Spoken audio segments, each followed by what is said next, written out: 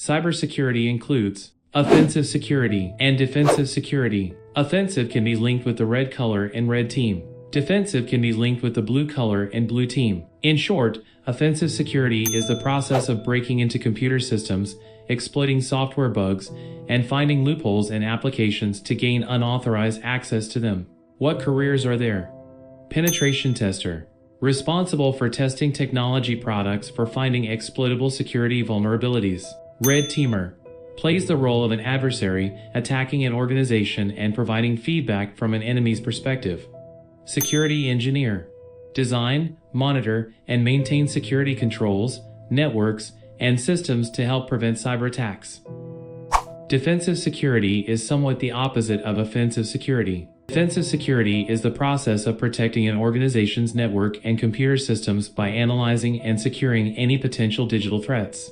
Some of the tasks that are related to defensive security include updating and patching systems to ensure that computers, servers, and network devices are correctly updated and patched against any known vulnerability.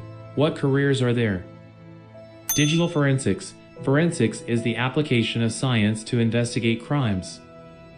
Incident response, detection and analysis, containment, eradication, and recovery, post-incident activity.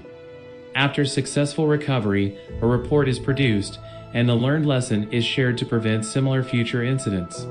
Malware analysis. Malware stands for malicious software. Software refers to programs, documents, and files that you can save on a disk or send over the network.